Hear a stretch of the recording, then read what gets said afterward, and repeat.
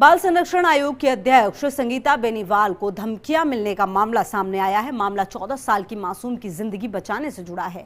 दरअसल निजी बालिका गृह में 3 साल की उम्र से रह रही मासूम को गलत काम में ढकेलने की कोशिश की जा रही थी। किसी तरह मासूम ने संगीता बेनीवाल से संपर्क किया, जिसके बाद बेनीवाल ने उससे बात की तो वो अपनी मां के पास नहीं जाना चाहती थी। अब इस मामले में उत्तर प्रदेश के एक व्यक्ति ने मैसेज करके उन्हें गुरुवार शाम तक बालिका को रिहा नहीं करने पर जान से मारने की धमकी दी है। इसी को लेकर बेनीवाल से खास बातचीत के हमारे सहयोगी राजीव कौर ने। राजस्थान राज्य बाल संरक्षण आयोग की ओर से जब से अध्यक्ष संगीता बेनीवाल ने पद संभाला है, मासूमों की जिंदगी बचाने की कोशिश कर रही है। जोधपुर में भी एक निजी बालिका गृह में रहने वाली मासूम की जिंदगी बचाने की जो कोशिश की गई, मगर नतीजा क्या मिला? धमकी। पूरा मामला क्या है, जरा बात कर लेते हैं। संगीता जी, आपने कोशिश की एक जिंदगी बचाने की, लेकिन सुना आपको धमकियां मिल रही है।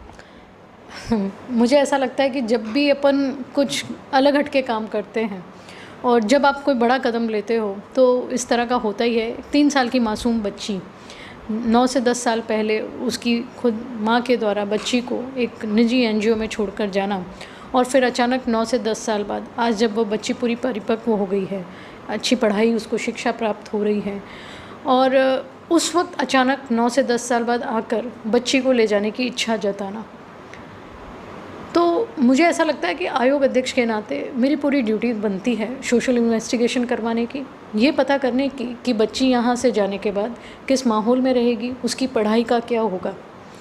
चूँकि बच्ची से मैंने मुलाकात की, बच्ची ने भी बताया कि इतने सालों से कभी मुझसे कोई परिवारजन मिलने नहीं आया, परंतु पिछले 1 महीने से मुझसे मेरी माँ मिलने आ रही हैं, और अगर माँ को मिलना है तो मुझसे यहाँ आए, लेकिन मैं जाना नहीं चाहती, मैं यहीं रहना चाहती हूँ।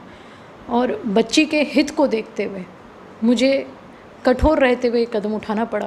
लेकिन जिस तरह की धमकियां मिल रही है, जो मैसेजेस आ रहे हैं, धमकियों में, मैसेज कॉल्स में क्या कहा जा रहा है?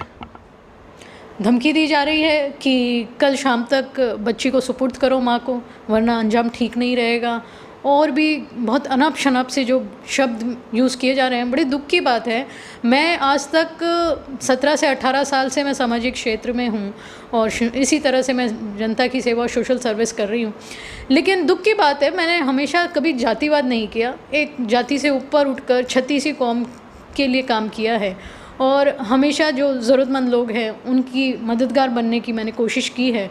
और इस तरह से एक विशेष मेरे ऊपर आरोप प्रत्यारोप लगाए जा रहे हैं बिना किसी सोच के, बिना किसी समझ के। यूपी से फ़ोन आ रहा है, जिसको कोई मामला नहीं पता, वो मुझ पे गलत बात बोल रहे हैं। कभी एमपी से फ़ोन आ रहा है, कभी बाड़मेर से आ रहा है, कभी अजमेर से आ रहा है, तो दुख की बात है। तब आयोग ने भी उनको ये कह दिया कि बच्ची का हित इसी में है, तो वो सोच रहे हैं कि दबाव बनाकर मैं अपना फैसला बदल दूं और बच्ची दे दूं, तो ये मुमकिन नहीं है। तो मगर ये जो फैसला, ये बड़ा फैसला है, धमकियों से डरने वाली नहीं है। अब पुलिस प्रशासन पर निर्भर करता है कि इनकी सुरक्षा को लेकर के क्या आवश्यक कदम उठाया जाता है। Rajeev Kaur, first India news, Jodhpur.